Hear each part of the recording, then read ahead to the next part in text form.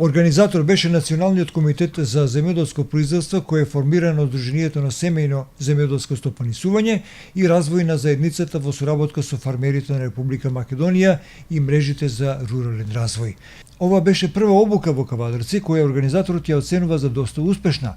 Она што може да се забележи е дека има потреба да се работи на оваа регулатива со цел да се елиминираат сите бюрократски процедури кои моментно ги има. Меѓу другото, целта на оваа средба во Кавадарци денеска беше да се информира јавноста дека постои Национален комитет за семејно земјоделско стопанисување, како и да се представат стопанските семејства за да се подобри законската регулатива. Инаку семејното земјоделие представува организирано земјоделско, шумарско, рурално и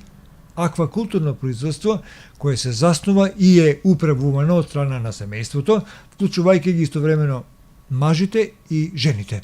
Сдружение Институт за развој на заедницата во соработка со Федерација на фармери на Република Македонија и мрежа за рурален развој пристапи кон формирање на Национален комитет за семејно земјоделство во Република Македонија. Во рамките на активностите кои што ги спроведуваме до сега беа предвидени серија на активности, меѓу кои изработка на стратешки план за кој што имавме работилница, направивме едно истражување за семејното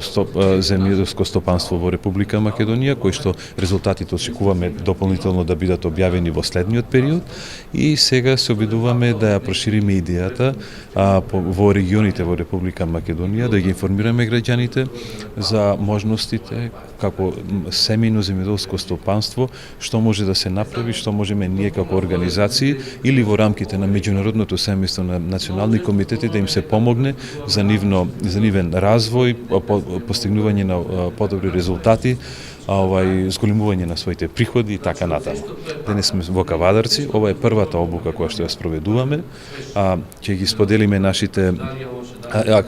активности до сега, резултати кои што ги имаме, но и еве како што може да забележите сега, разговараме за семејното земјоделство, се представуваат сега моделите, што значи семејно земјоделско стопанство и како што реков, како тоа може да им помогне на земјоделците во иднина. Она што може да се забележи и што е евидентно до сега, е потребно да се работи на законската регулатива, затоа што за да може да се помогне треба да имаме соодветна законска регулатива, тоа е едно, и второ, сите оние бирократски причини, бирократски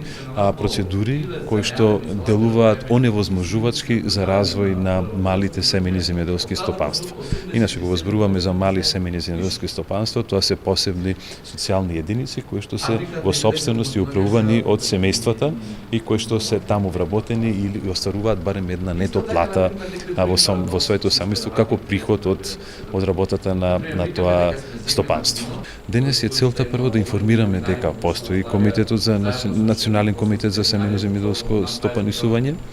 дека сме дел од меѓународното семејство, значи ова се на меѓународно ниво, да информираме што е семејно земјоделско стопанство, кои се спецификите негови и имаме уште една тема која што обработуваме, тоа е за лобирање и за застапување, за да се представа целната група, односно оние кои што се семејни земјоделски стопанства, да работаат на подобрување на нивниот статус во однос на измена на законската регулатива.